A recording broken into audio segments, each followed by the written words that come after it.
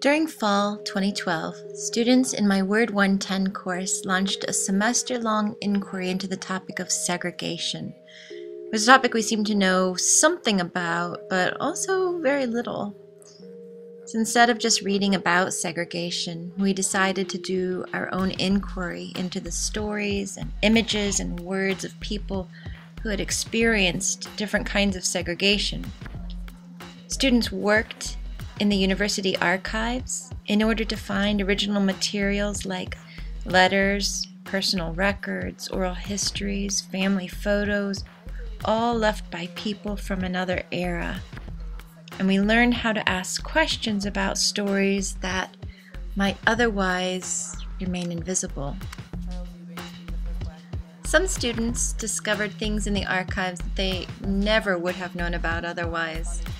For example, we learned about places that were pretty invisible to us beforehand, but the archives had a treasury of letters and photographs, and it told us a story, and the students learned to piece together larger stories out of these artifacts from the archives.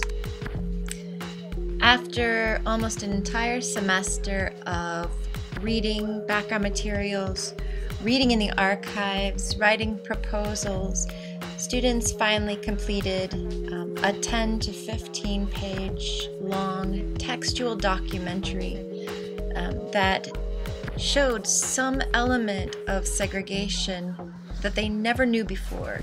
In other words, it was kind of the result of their whole semester-long digging. It's what they found. It's what surprised them, what they learned, and what they thought that students at the University of Kentucky should also know.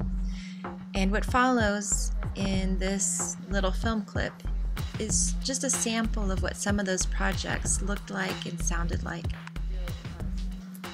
For my project, I decided to talk about the town of Wheelwright, which is a small coal town in eastern Kentucky.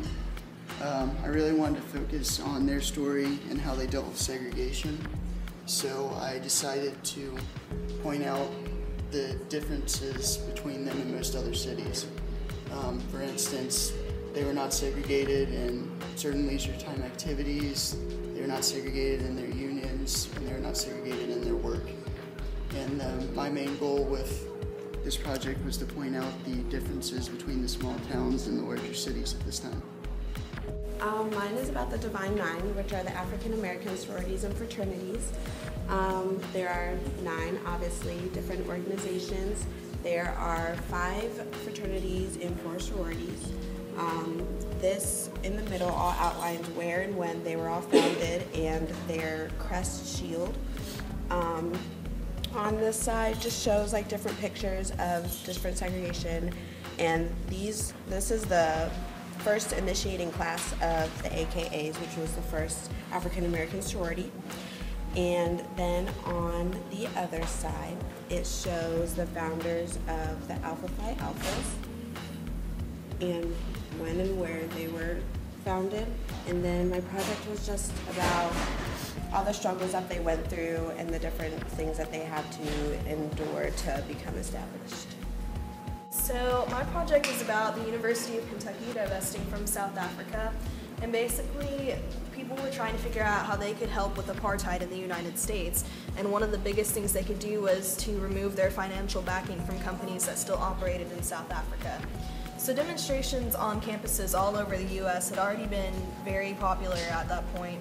There had been demonstrations from the Kent State shootings, the Vietnam War, the Palestinian question, and some of them were violent, some weren't so violent. And everybody knows about those long, obnoxious stairs by the Student Center here at UK, and those are called the riot stairs because they were actually built to slow down rioters. My project was about segregation and integration at the University of Kentucky versus the University of Alabama, and I kind of came about it because I stumbled upon several letters by Dr. Donovan to various people in the community about segregation and why the University of Kentucky was segregated and why he believed that it should remain segregated.